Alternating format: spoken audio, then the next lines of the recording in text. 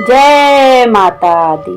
सर्वमंगल मांगल्ये शिवे सर्वार्थ साधिके शरण्ये त्र्यंबके गौरी नारायणी नमस्तुते।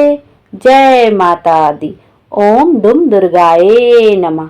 चैत्र मास का पावन महीना चल रहा है और चैत्र मास के पावन महीने में हम श्रीमद् देवी भागवत पुराण के अध्यायों का श्रवण कर रहे हैं। अभी तक हमने श्रीमद् देवी भागवत पुराण के 16वें अध्याय का श्रवण किया है। आज हम श्रीमद् देवी भागवत पुराण के 17वें अध्याय का श्रवण करेंगे।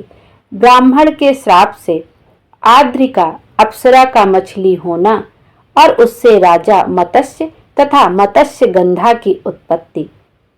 ऋषिगण बोले, हे सूत जी, आपकी यह बात आश्चर्यजनक एवं रहस्यपूर्ण है।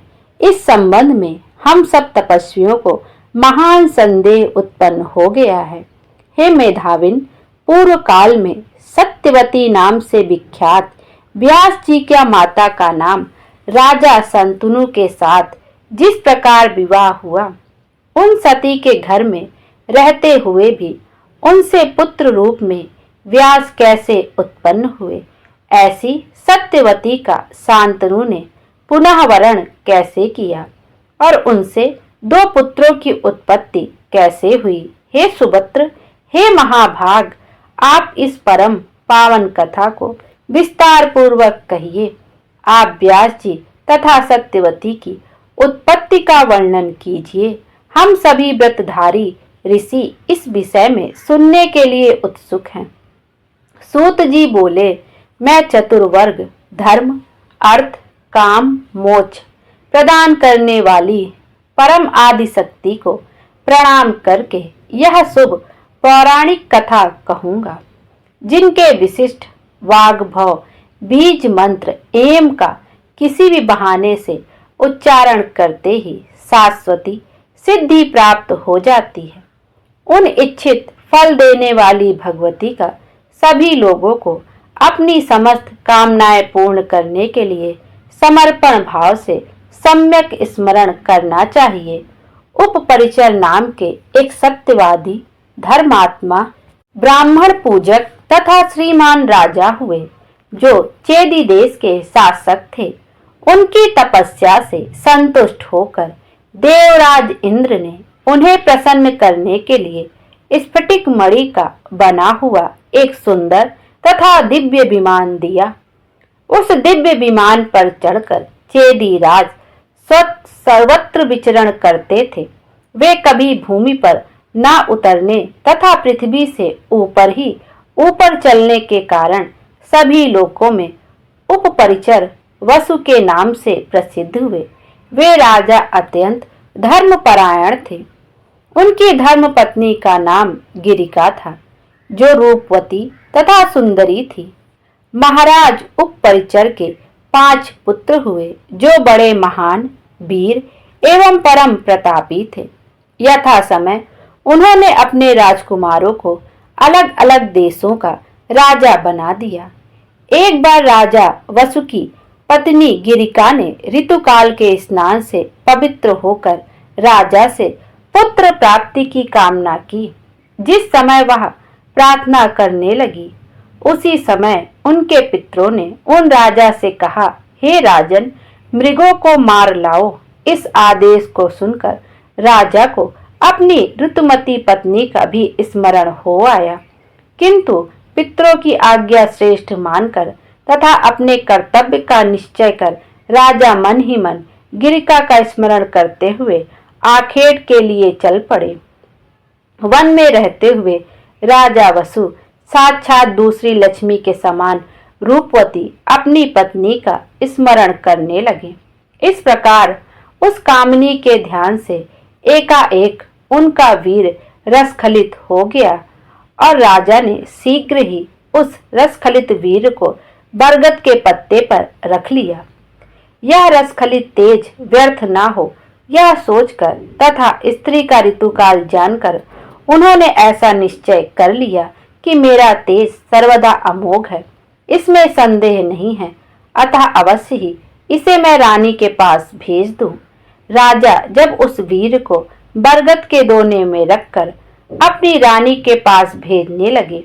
तब उन्होंने रानी का ऋतुकाल जानकर उस वीर को अभिमंत्रित किया।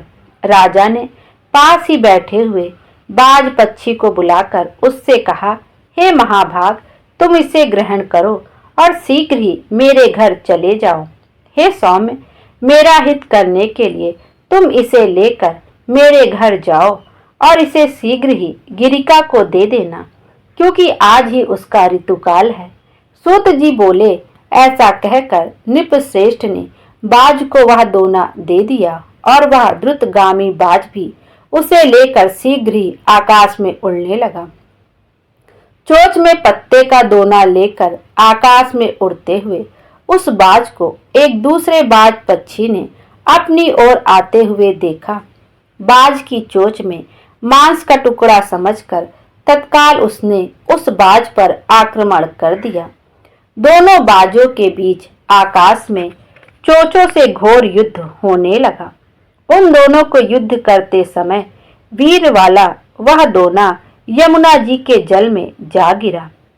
दोने के गिर जाने पर दोनों पक्षी वहां से यथेच्छ दिशा में चले गए।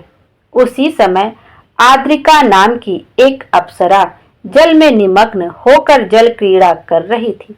उस सुंदर स्त्री ने वहां पर उपस्थित संध्या बंदन करने में तत्पर एक ब्राह्मण को देखा और उन ब्राह्मण का पैर पकड़ लिया। प्राणायाम करते हुए ब्राह्मण ने उस स्वेच्छाचारिणी को देखकर उसे यह श्राप दिया कि तुमने मेरे ध्यान में विघ्न डाला है, अतएव तुम मछली हो जाओ। इस प्रकार ब्राह्मण श्रेष्ठ से श्राप पाकर वह आद्रिका नाम की रूपवती श्रेष्ठ अप्सरा मछली बनकर यमुना के जल में विचरने लगी। बाज के पादाघात से गिरे हुए उस वीर के पास जाकर मत्स्य रूपरी धारिणी आद्रिका अप्सरा ने उसे शीघ्रता पूर्वक निगल लिया। कुछ समय बाद 10 महीने बीतने पर एक मछुआरे ने उस सुंदर मछली को अपने जाल में फंसा लिए। उस मछुआरे ने शीघ्र ही उस मछली का पेट चीर दिया। उसके उदर से मनुष्य के आकार वाली जुड़वा संतानें निकली। उन दोनों में एक रूपवान बालक तथा एक सुंदर मुख वाली बालिका थी। इस अद्भुत घटना को देखकर वह भी अत्यंत विस्मित हुआ। उसने मछली के पेट से निकले उन दोनों बच्चों को राजा उपपरिचर को सौंप दिया। राजा भी आश्चर्यचकित हुआ और उसने उस सुंदर पुत्र को ले लिया। वह वसुपुत्र मत्स्य नामक राजा हुआ, जो अपने पिता के समान ही धर्मात्मा, सत्य प्रत्यज्ञ, महातेजस्वी तथा पराक्रमी था। राजा उपपरिचर वसु ने वह कन्या उस मछुआरे को ही दे दी, जो आगे चलकर काली तथा मत्स्योदरी नाम से प्रसिद्ध हुई। अपने गुणा विशेष के कारण वह मत्स्य गंधा नाम से कही जाने लगी। उस मछुआरे दास के घर वह सुंदरी वासवी धीरे धीरे बढ़ने लगी। ऋषिगण बोले, हे सूत जी, मुनि के द्वारा श्रापित वह आद्रिका नाम की श्रेष्ठ अप्सरा जब मछली हो गई और मछुआरे ने उसे चीर डाला, तब वह मर गई अथवा उसने उसे खा लिया। उस अप्सरा का फिर क्या हुआ? उसके श्राप की समाप्ति कैसे हुई और उसे पुनः स्वर्ग कैसे मिला, यह बताइए। सूत जी बोले, जब मुनि ने उसे श्राप दिया तब वह विस्मित हो गई और दीनता पूर्वक रोती हुई उस ब्राह्मण की स्तुति करने लगी। दयालु ब्राह्मण ने उस रोती हुई स्त्री से कहा, हे कल्याणी, तुम शोक ना करो, मैं तुम्हारे श्राप के अंत का उपाय बताता हूँ। हे शुभे, मैंने क्रुद्ध होकर जो श्राप दिया है उससे तुम मत्स्य योनि को प्राप्त होगी, किंतु तुम अपने उदर से एक युग्म मानव संतान उत्पन्न कर इस श्राप से मुक्त हो जाओगी। उनके ऐसा कहने पर वह यमुना जल में मछली का शरीर पाकर तथा 2 संतानों को उत्पन्न करके मर गई और श्राप से मुक्त हो गई। इस प्रकार सापों उद्धार होने पर वह सुंदर मछली का शरीर त्याग कर दिव्य रूप धारण करके स्वर्ग को चली गई। इस प्रकार सुंदर मुख वाली उस कन्या मत्स्य गंधा का जन्म हुआ। दास के घर में पुत्री की भांति पालन पोषण की जाती हुई वह कन्या बढ़ने लगी। जब वह मत्स्य गंध्या किशोरावस्था को प्राप्त हुई तब उसका सौंदर्य और भी बढ़ गया। वह परम सुंदरी वसुकन्या निषाद राज के कार्यों को करती हुई रहने लगी। जय माता दी। व्यास जी की उत्पत्ति और उनका तपस्या के लिए जाना। सूत जी बोले, एक बार तीर्थ यात्रा करते हुए महान तेजस्वी पराशर मुनि यमुना नदी के उत्तम तट पर आए और उन धर्मात्मा ने भोजन करते हुए निषाद राज से कहा, मुझको नाव से यमुना के पार पहुंचा दो। मुनि का वचन सुनकर यमुना के तट पर भोजन करते हुए उस निषाद ने अपनी सुंदर युवा पुत्री मत्स्य गंधा से कहा, हे सुंदर मुस्कान वाली पुत्री, तुम इन मुनि को नाव में बैठाकर पार उतार दो, क्योंकि ये धर्मात्मा तपस्वी उस पार जाने के इच्छुक हैं। पिता के ऐसा कहने पर वह सुंदर वासवी मत्स्य गंधा मुनि को नाव में बैठाकर खेने लगी। यमुना नदी के जल पर नाव से चलते समय दैव योग से प्रारब्ध अनुसार मुनि पराशर उस सुंदर नेत्रों वाली कन्या को देखकर आसक्त हो गए। प्रस्फुटित यौवन वाली उस कन्या को देखकर उसे प्राप्त करने की इच्छा वाले मुनिराज ने अपनी दाहिनी भुजा से उसकी दाहिनी भुजा का स्पर्श किया। इस पर उस आसिता पांगी ने मुस्कुरा कर कहा, क्या आपका यह कृत्य आपके कुल, तपस्या तथा वेद ज्ञान के अनुरूप है? हे धर्मज्ञ, आप वशिष्ठ जी के वंशज हैं और कुल तथा सील से युक्त हैं, फिर भी कामदेव से पीड़ित होकर आप क्या करना चाहते हैं? हे ब्राह्मण श्रेष्ठ, इस पृथ्वी पर मनुष्य जन दुर्लभ है, उसमें भी ब्राह्मण कुल में जन्म लेना तो मैं विशेष रूप से दुर्लभ मानती हूँ। हे विपेंद्र, आप कुल से, सील से तथा वेदा अध्ययन से एक धर्मपरायण श्रेष्ठ ब्राह्मण हैं। मुझ मत्स्य गंधा को देखकर आप अनाचार युक्त विचार वाले कैसे हो गए? हे अमोघ बुद्धि वाले ब्राह्मण, मेरे शरीर में स्थित किस विशेषता को देखकर आप मेरा हाथ पकड़ने के लिए कामासक्त होकर मेरी ओर चले आ रहे हैं? क्या आपको अपने धर्म का ज्ञान नहीं है? अहो, ये मंद बुद्धि ब्राह्मण इस जल में मुझे पकड़ने को आतुर हो रहे हैं। मेरा स्पर्श करके काम बाढ़ से आहत इनका मन व्याकुल हो उठा है। इस समय कोई भी इन्हें रोकने में समर्थ नहीं है। ऐसा सोचकर उस निषाद कन्या ने महामुनि पराशर से कहा, हे महाभाग, आप धैर्य धारण करें, मैं अभी आपको उस पार ले चलती हूँ। सूत जी बोले, मुनि पराशर उसका हितकारी वचन सुनकर उसका हाथ छोड़कर वहीं स्थित हो गए और उस पार पहुंच गए। तदंतर पराशर मुनि ने मत्स्य गंधा को पकड़ लिया। तब भय से कांपती हुई वह कन्या सम्मुख स्थित मुनि से कहने लगी, हे मुनिवर, मैं दुर्गंध वाली हूँ, मुझसे क्या आपको घृणा नहीं हो रही है? समान रूप वालों के बीच ही परस्पर संबंध आनंददायक होता है।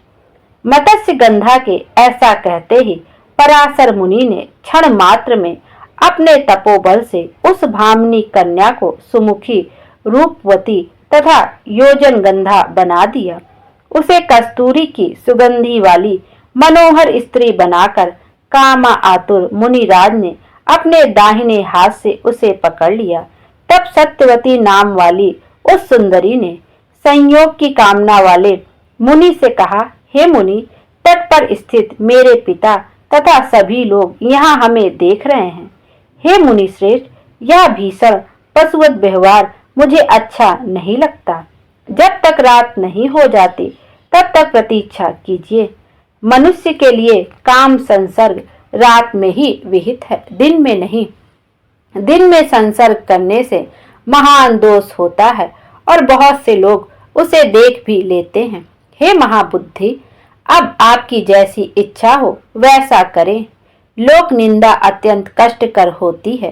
सत्यवती का कहा गया युक्ति संगत वचन सुनकर उदार बुद्धि वाले पराशर मुनि ने अपने पुण्य बल से तत्क्षण कोहरा उत्पन्न कर दिया। उस कोहरे के उत्पन्न हो जाने पर अत्यंत अंधकारमय नदी तट पर उस कामनी ने पराशर मुनि से मधुर वाणी में यह वचन कहा, हे द्विजश्रेष्ठ, मैं अभी कन्या हूँ और आप मेरे साथ संसर्ग करके चले जाएंगे। हे ब्राह्मण, आप अमोघ वीर वाले हैं, ऐसी स्थिति में मेरी क्या गति होगी? यदि मैं गर्भ धारण कर लूंगी तो पिता को क्या उत्तर दूंगी? हे ब्राह्मण, मेरे साथ संसर्ग करके आप चले जाएंगे, तब मैं क्या करूंगी उसे बताइए। पराशर बोले, हे प्रिय, आज मुझे प्रसन्न करके भी तुम कन्या ही बनी रहोगी। हे भामिनी, हे भीरु, तुम जो वर चाहती हो उसे मांग लो। सत्यवती बोली, हे मानद, आप ऐसा वरदान दीजिए जिससे मेरे माता पिता लोक में इसे ना जान सके। साथ ही हे विप्रवर, आप ऐसा करें जिससे मेरा कन्या व्रत नष्ट ना हो और जो पुत्र उत्पन्न हो वह आप ही के समान अपूर्व ओजस्वी हो। मेरी यह सुगंध सदा बनी रहे और मेरा यौवन नित नूतन बना रहे। पराशर बोले, हे सुंदरी, सुनो, तुम्हारा पुत्र पवित्र तथा भगवान विष्णु के अंश से अवतीर्ण होगा। हे सुंदरी, वह तीनों लोकों में विख्यात होगा। मैं तुम्हारे ऊपर किसी कारण विशेष से ही कामासक्त हुआ हूँ। हे सुमुखी, मुझे ऐसा मोह पूर्व में कभी नहीं हुआ। अप्सराओं के रूप को देखकर भी मैं सदा धैर्य धारण किए रहा। दैव योग से ही तुम्हें देखकर मैं इस प्रकार काम के वशीभूत हुआ हूँ। इस विषय में तुम कोई विशेष कारण ही समझो। दैव का अतिक्रमण अत्यंत कठिन है, अन्यथा अत्यंत दुर्गंध युक्त तुम्हें देखकर मैं इस प्रकार क्यों मोहित होता। हे वारानने, तुम्हारा पुत्र पुराणों का रचयिता, वेदों का विभाग करने वाला तथा तीनों लोकों में विख्यात होगा। सूत जी बोले, ऐसा कहकर अपने वश में आई हुई उस कन्या के साथ संसर्ग करके मुनि श्रेष्ठ पराशर तत्काल यमुना नदी में स्नान कर वहां से शीघ्र चले गए। वह साध्वी सत्यवती भी तत्काल गर्भवती हो गई। यथा समय सत्यवती ने यमुना जी के दीप में दूसरे कामदेव के तुल्य एक सुंदर पुत्र को जन्म दिया। उत्पन्न होते ही उस तेजवान पुत्र ने अपनी माता से कहा, हे माता, मन में तपस्या का निश्चय करके ही अत्यंत तेजस्वी मैं गर्भ में प्रविष्ट हुआ था।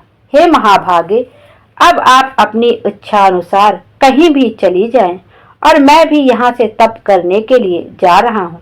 हे माता, आपके स्मरण करने पर मैं अवश्य ही दर्शन दूंगा। हे माता, जब कोई उत्तम कार्य आ पड़े तब आप मेरा स्मरण कीजिएगा, मैं शीघ्र ही उपस्थित हो जाऊंगा। हे भामिनी, आपका कल्याण हो, अब मैं चलूंगा। आप चिंता छोड़कर सुखपूर्वक रहिए। ऐसा कहकर व्यास जी चले गए और वह सत्यवती भी अपने पिता के पास चली गई। सत्यवती ने बालक को यमुना द्वीप में जन्म दिया था, अतः वह बालक द्वैपायन नाम से विख्यात हुआ।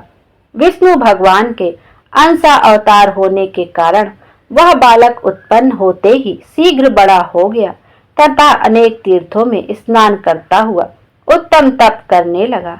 इस प्रकार पराशर मुनि के द्वारा सत्यवती के गर्भ से द्वैपायन उत्पन्न हुए और उन्होंने ही कली युग को आया जानकर वेदों को अनेक शाखाओं में विभक्त किया। वेदों का विस्तार करने के कारण ही उन मुनि का नाम व्यास पड़ गया। उन्होंने ही विभिन्न पुराण संहिताओं तथा श्रेष्ठ महाभारत की रचना की। उन्होंने ही वेदों के अनेक विभाग करके उसे अपने शिष्यों सुमंतु, जैमिनी, पैल, वैशंपायन, असित, देवल और अपने पुत्र सुखदेव जी को पढ़ाया। सूत जी बोले, हे श्रेष्ठ मुनियों, मैंने यह सब उत्पत्ति का कारण आप लोगों से बता दिया, साथ ही सत्यवती के पुत्र व्यास जी की पवित्र उत्पत्ति का वर्णन कर दिया है। हे श्रेष्ठ मुनिगण, व्यास जी की इस उत्पत्ति के विषय में आप लोगों को संदेह नहीं करना चाहिए। महापुरुषों के चरित्र से केवल गुण ही ग्रहण करना चाहिए। किसी विशेष कारण से ही मुनि व्यास का तथा मछली के उदर से सत्यवती का जन्म, पराशर मुनि के साथ उनका संयोग और फिर राजा शांतनु के साथ उनका विवाह हुआ। अन्यथा मुनि पराशर का चित्त कामासक्त ही क्यों होता और धर्म के ज्ञाता वे महामुनि पराशर अनार लोगों द्वारा आचरित किया जाने वाला ऐसा कृत्य क्यों करते। किसी विशेष कारण से युक्त तथा आश्चर्यकारणी यह उत्पत्ति मैंने बता दी, जिसे सुनकर मनुष्य निश्चित रूप से पाप से मुक्त हो जाता है। जो श्रुति परायण मनुष्य इस शुभ आख्यान को सुनता है वो दुर्गति को प्राप्त नहीं होता तथा सर्वदा सुखी रहता है। बोलो माता रानी की जय। यह अध्याय यहीं पर समाप्त होता है। कल की वीडियो में हम 18वें अध्याय की कथा का श्रवण करेंगे। जय माता दी। माता रानी हम सब की मनोकामना पूरी करे और हमारे जीवन को खुशियों से भर दे। Thank you.